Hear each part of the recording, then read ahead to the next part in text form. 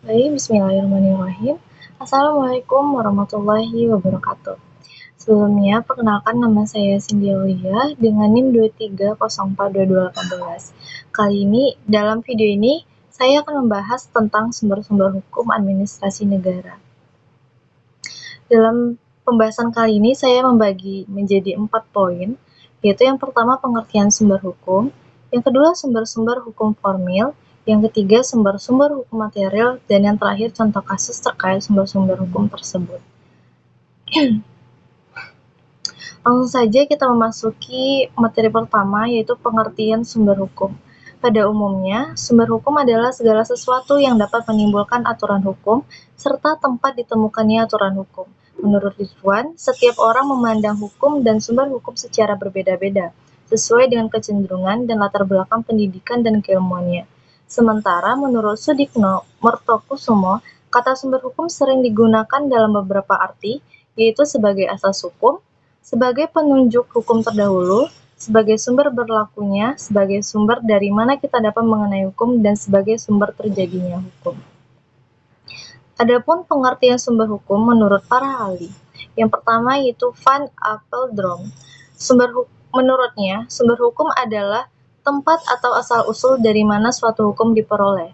Menurut Van Apeldoorn, sumber hukum dapat dibedakan menjadi sumber hukum material dan sumber hukum formal. Yang kedua yaitu Sudikno Mertokusumo.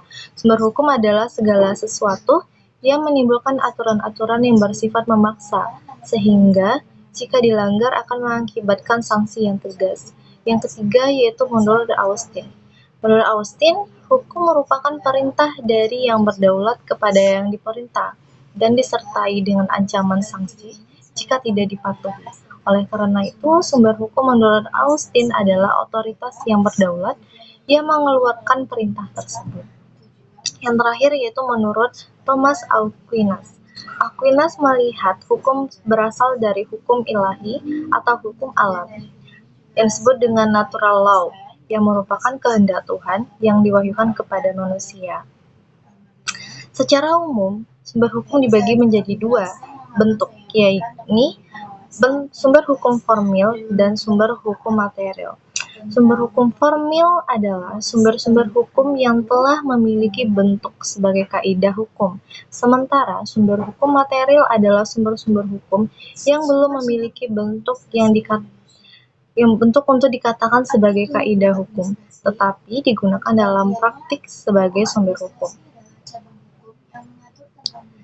Selanjutnya kita memasuki materi sumber hukum formil. Sumber hukum formil merupakan kaidah umum yang dilihat dari segi bentuk dengan diberi sesuatu bentuk melalui suatu proses tertentu, maka kaidah itu akan berlaku umum dan mengikat seluruh warga masyarakat dan ditaati oleh warga negara. Sumber hukum formil administrasi negara yaitu yang pertama undang-undang.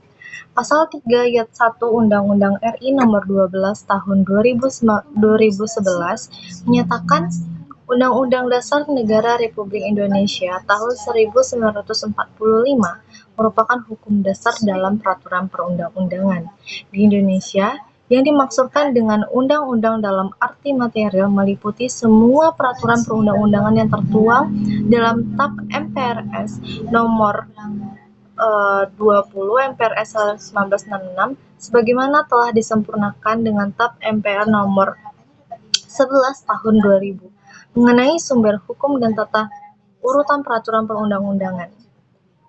Undang-Undang RI tahun 1945 ini mengatur tentang 3 hal pokok, yaitu 1. Jaminan hak-hak dan kewajiban asasi manusia. Yang kedua, susunan ketatanegaraan yang bersifat mendasar. Yang ketiga, pembatasan dan pembagian tugas. Dan yang terakhir yaitu tugas ketatanegaraan yang bersifat mendasar. Yang kedua, yaitu kebiasaan atau praktek administrasi negara. Alat administrasi negara mempunyai tugas melaksanakan apa yang menjadi tujuan undang-undang dan menyelenggarakan kepentingan umum. Di dalam rangka melaksanakan tugasnya, alat administrasi negara menghasilkan atau mengeluarkan keputusan-keputusan atau ketetapan guna menyelesaikan suatu masalah konkret yang terjadi berdasarkan peraturan hukum. Atau dengan kata lain, undang-undang dalam arti luas atau undang-undang dalam arti material yang bersifatnya abstrak. Keputusan-keputusan alat administrasi negara ini sering dikenal dengan istilah base checking atau undang-undang peradilan tata usaha negara, menyebutnya dengan istilah keputusan tata usaha negara. Di dalam mengeluarkan keputusan-keputusan atau ketetapan tersebut, timbullah praktek administrasi negara yang melahirkan hukum administrasi negara, kebiasaan, atau han yang tidak tertulis. Selanjutnya itu ada jurisprudensi. Jurisprudensi merupakan putusan hakim yang telah berkekuatan hukum tetap dan diikuti oleh hakim-hakim dalam perkara setelahnya. Jurisprudensi menjadi sumber hukum utama di negara-negara dengan sistem hukum yang berasal dari Anglo-Saxon atau biasanya disebut dengan common law. Namun dalam perjalanannya, beberapa negara Eropa kontinental seperti Prancis dan Belanda mulai menggunakan jurisprudensi sebagai sumber hukum yang penting dalam putusan-putusan hakim administrasi. Jurisprudensi sebagai sumber hukum berkaitan dengan prinsip bahwa hakim tidak boleh menolak mengadili perkara hanya karena belum ada peraturan yang mengaturnya. Dalam situasi tersebut, hakim harus mempertimbangkan nilai-nilai yang berlaku di masyarakat serta keputusan-keputusan hakim terdahulu untuk menyelesaikan permasalahan yang belum diatur oleh undang-undang. Selanjutnya ada nomor 4, yaitu doktrin atau pendapat para ahli hukum administrasi negara. Hal ini merupakan sumber hukum formil karena meskipun bentuknya adalah pendapat akademis, tetapi doktrin ini mengandung kaidah-kaidah yang dapat langsung diterapkan oleh praktisi hukum sepanjang relevan dengan isu hukum yang dihadapi. Dalam praktik hukum administrasi negara, misalnya doktrin mengenai perbedaan hukum perdata dengan hukum administrasi negara dapat digunakan oleh hakim administrasi untuk mengidentifikasi kewenangannya mengadili suatu tindakan hukum pemerintahan. Jika tindakan hukum pemerintahan itu tunduk kepada hukum perdata, maka hakim administrasi tidak berwenang mengadili atau mengujinya. Yang terakhir yaitu ada traktat atau perjanjian internasional. Hal ini merupakan perjanjian yang dibuat oleh subjek-subjek hukum internasional, baik negara maupun non-negara, misalnya organisasi internasional seperti ASEAN atau Tahta Suci Vatikan, baik bilateral maupun multilateral. Di Indonesia, suatu traktat baru berlaku setelah dilakukannya ratifikasi, baik melalui undang-undang atau peraturan presiden dalam hal tertentu. Sesuai pasal 10 Undang-Undang Nomor 4 Tahun 2000 tentang Perjanjian Internasional, yang artinya Indonesia menganut teori dualisme. Dengan demikian, traktat di dalam hukum administrasi negara Indonesia dapat digunakan sebagai sumber hukum setelah diratifikasi ke dalam sistem hukum internasional. Selanjutnya yaitu ada sumber hukum material. Sumber-sumber hukum material adalah seluruh hal yang dapat digunakan oleh ahli hukum untuk membentuk atau menemukan hukum sepanjang isinya relevan untuk digunakan. Dengan demikian, sumber hukum material menekankan pada aspek isinya, bukan bentuknya. Untuk menentukan isi hukum ini dipengaruhi oleh beberapa faktor, yaitu yang pertama faktor sejarah. Faktor sejarah merupakan undang-undang atau peraturan masa lalu yang dianggap baik, dapat dijadikan bahan untuk membuat undang-undang, dan dapat diberlakukan sebagai hukum positif. Sejarah hukum dibagi menjadi dua konteks. Yang pertama yaitu sejarah sistem hukum dan sejarah undang-undang. Sebagai contoh, karena di Indonesia pernah dijajah Belanda, sistem hukum yang dianut adalah civil law atau Eropa kontinental yang mengharuskan adanya peradilan administrasi. Dalam sejarah undang-undang, misalnya, Undang-Undang Nomor 30 Tahun 2014 tentang administrasi pemerintahan dibentuk sebagai hukum material peradilan tata usaha negara, menyusul banyaknya jurisprudensi yang memperluas kewenangannya.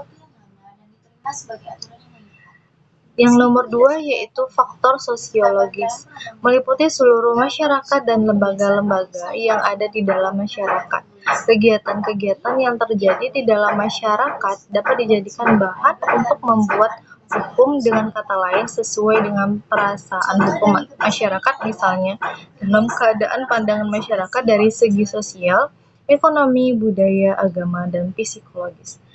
Yang terakhir yaitu ada faktor filosofis, yaitu merupakan ukuran untuk membentuk aturan itu bersifat adil atau tidak, dan sejauh mana aturan itu ditaati oleh warga masyarakat, atau mengapa masyarakat itu menaati aturan tersebut. Adapun dua faktor penting sebagai sumber hukum secara filosofis. Yang pertama yaitu keadilan.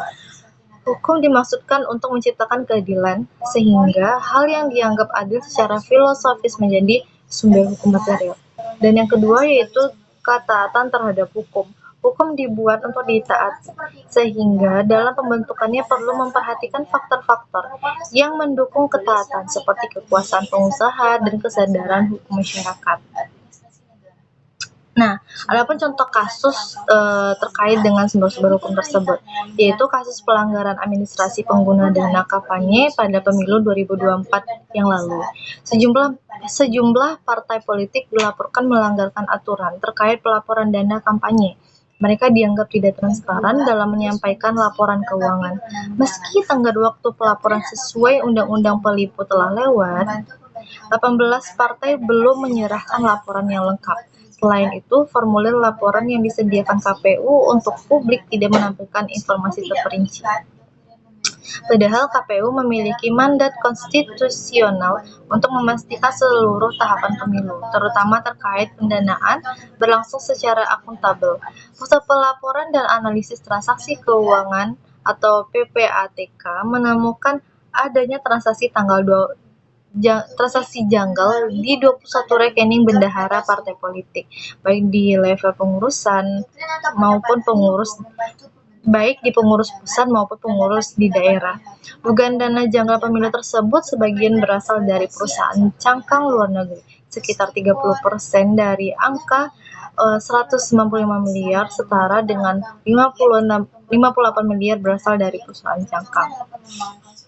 Dalam hal ini, ada pun sumber hukum administrasi negara yang terlibat, yaitu yang pertama Undang-Undang Nomor 7 Tahun 2017 tentang Pemilihan Umum, yaitu mengatur pelaporan dana kampanye serta sanksi administrasi bagi partai politik yang melanggar ketentuan tersebut.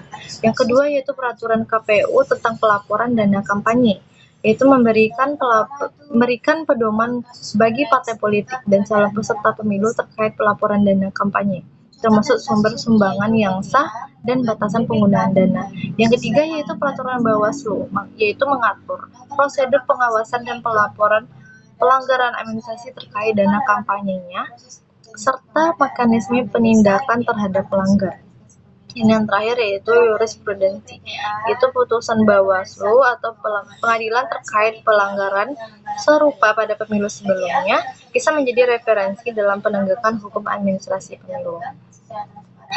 Nah, itu dia penjelasan singkat dari saya terkait sumber-sumber hukum administrasi negara.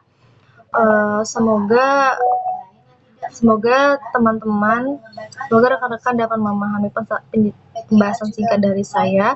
Apabila ada kata yang salah, saya mohon maaf. Saya akhiri dengan wabillahi taufiq wal hidayah. Wassalamualaikum warahmatullahi wabarakatuh.